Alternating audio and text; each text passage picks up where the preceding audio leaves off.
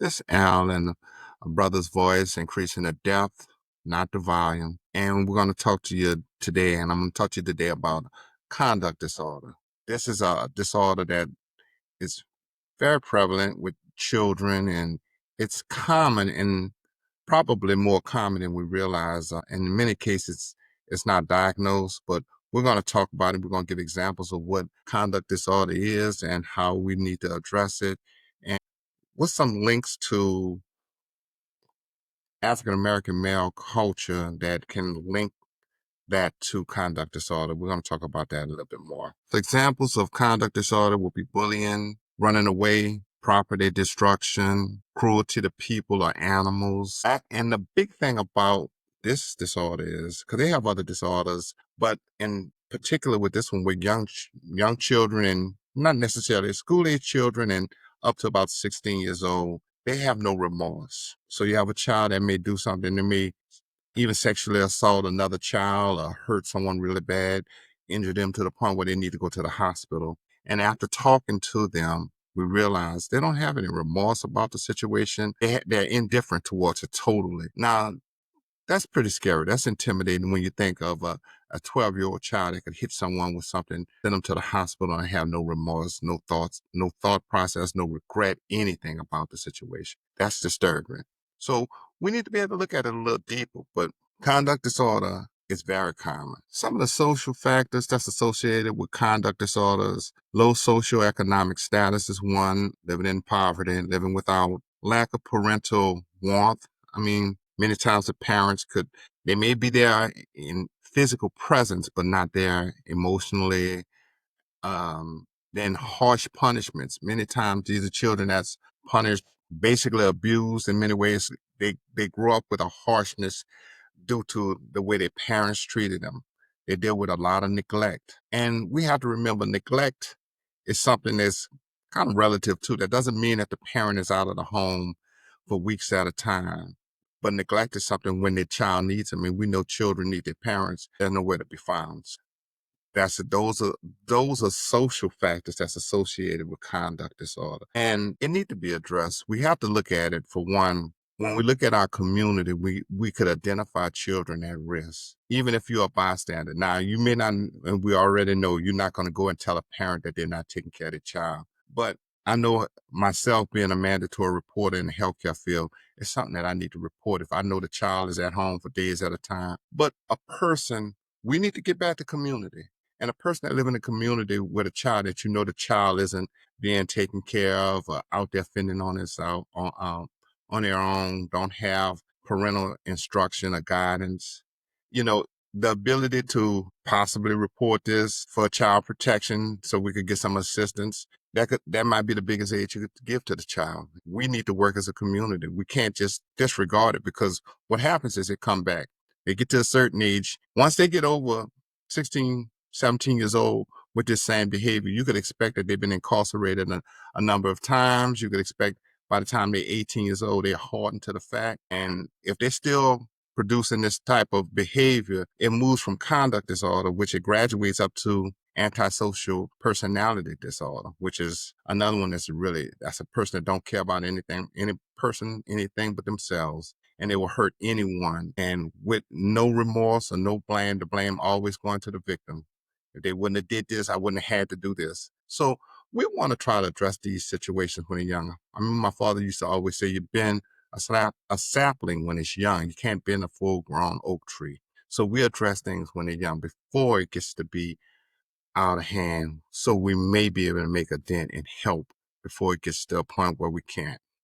So we want to look at it that way. One sidebar fact that I want to mention that I think is important as well, when doing this research on this particular disorder, proportionally African American males, African Americans, and Hispanics are disproportionately diagnosed with this disorder. So that has a lot to do with looking at the racial identity and looking at where we at as a country, because if you look up and do some research on the disproportionate African American males are diagnosed with paranoid schizophrenia at a higher rate than Caucasians. A label like this goes a long way. So we want to address that, and we want to look at it for what it is. We want to talk about how it affects our culture. One male that's inflicting pain, hurt in a community affects the whole community. I remember coming of age in the late is early 90s, and that was during a time when crack sales were real. A lot of my friends, a lot of people I knew sold drugs. And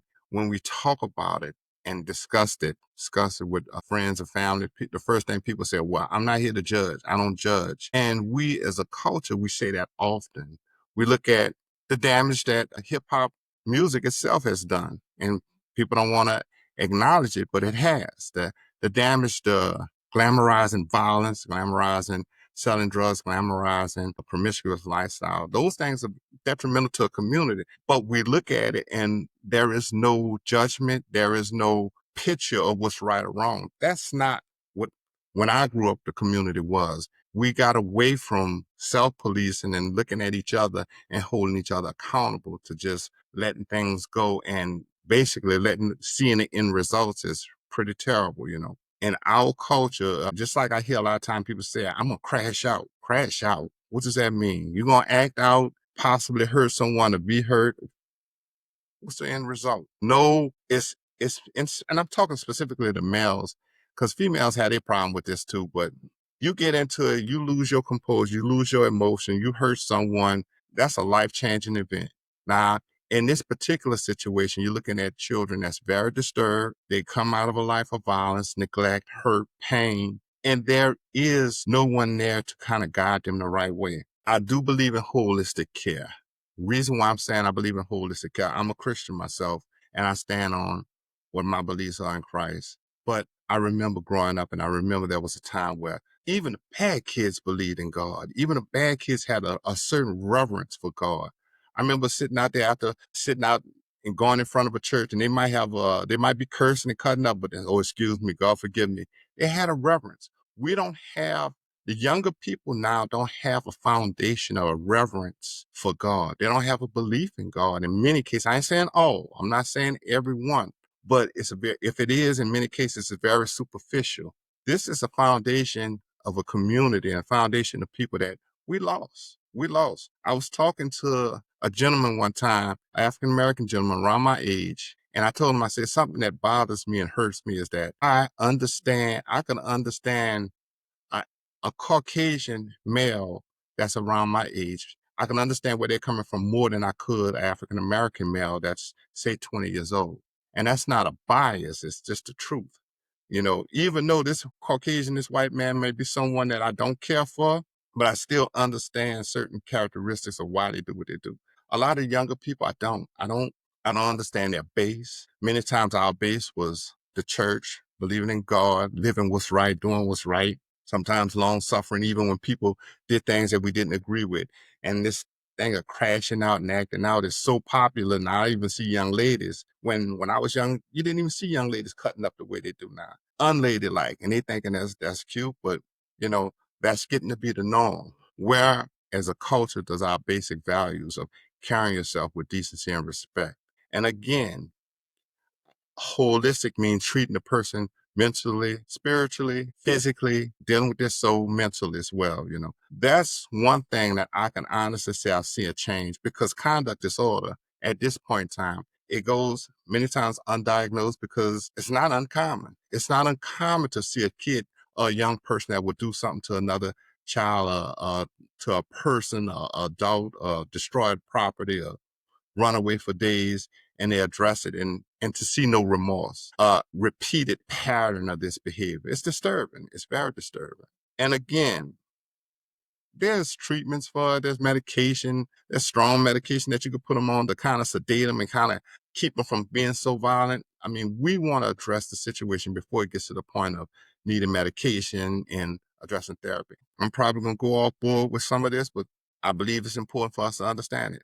We in the mental health field will ask social questions, social determining factors, and we'll ask about family members and family history. Did your mother do this? Or did your father do this? Or do you have people that has been incarcerated? Do you have people that was on drugs? But you find some of these problems goes two, three generations of males that been in jail, been in custody, that been in trouble for violence, been in trouble for stealing, hurting people, so on and so forth. Now, from just a spiritual perspective, what the old folks used to say was that they're dealing with a generational curse. Well, in many cases, I don't care how you look at it, pathological problems, whether it's spiritual or not, they follow you, and they will follow generations. We need to adjust and look at it truthfully without sitting there saying, I'm not the person. You're not going to accuse.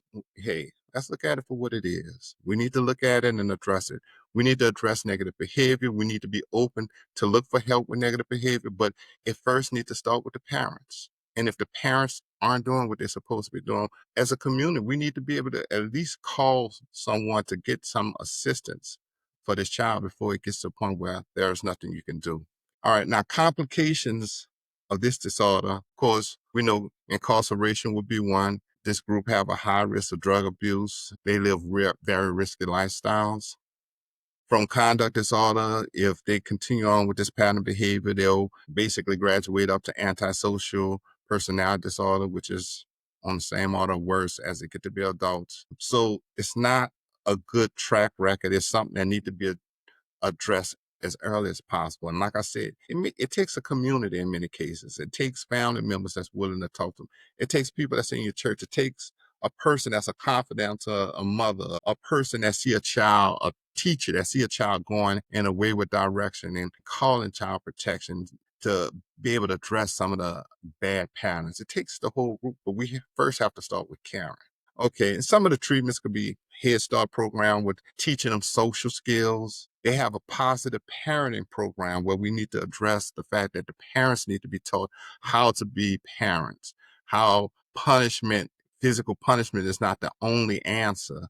Positive reinforcement of good values, talking to them. Now, I do come from an age where spankings was not considered a bad thing, and I don't consider them a bad thing. I consider them a thing of discipline and teaching and getting and redirecting, but that shouldn't be the principal way in teaching and guiding a person through violence. And they do have what we call therapeutic foster homes that they have specially trained parents that could help to work with these children because children are very disturbed. They have a lot of internal issues. They will need a therapist to sit down and talk to them about, because most of these children that inflict trauma, but we know trauma follows trauma. So many times hurt people hurt people. So when you get to the root of it and you ask them questions about their childhood, when they open up, they'll talk to you about the fact that they were traumatized as a child, whether it was through physical abuse, sexual abuse, neglect, whatever it may be. But we need to take the time to think about that, especially in our community. We've been neglecting our community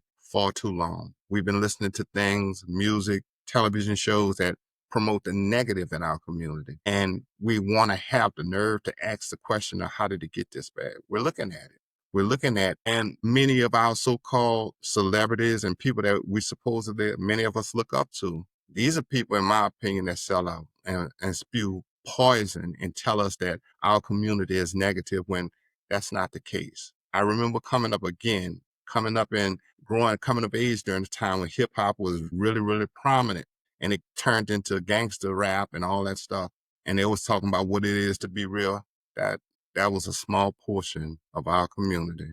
Many African American males, many African American families was contributing to this community, hard work and contributing to this, putting family ties into it, developing communities. That's what they glamorize, and that's what's destructive. And as you say this about people, especially when you look at our African American men, if you're telling them that they're nothing, all you're seeing is African American men committing violence. I do believe that many times it's self-fulfilling prophecy that occurs. They see that they internalize that and they consider themselves to be that negative, but there's much more to it. And we have to look at it. And we need to be stronger as a people to sit down and correct negativity. We have to be stronger unless we're just going to let this go. And we already see the end results of that. So my purpose of talking about conduct disorder is to let people know that many times when you see children that have this problem, it comes from a place, Now, however you want to look at it from a scientific perspective, you could say it's a conduct disorder. It could be related to the neurochemical changes that's occurring in the body. It could be however you want to describe it, but it's something that needs to be addressed. We need to be trying to get help for it. Many people believe, again, that it is spiritual, where we have things that follow from one generation to the other with families that never been addressed. However you look at it, we need to be able to address these issues, and we need to be able to try to straighten up our community. If we don't try to adjust and correct our own community, who will? Again, it's Alfred Williams with a brother's voice. Peace.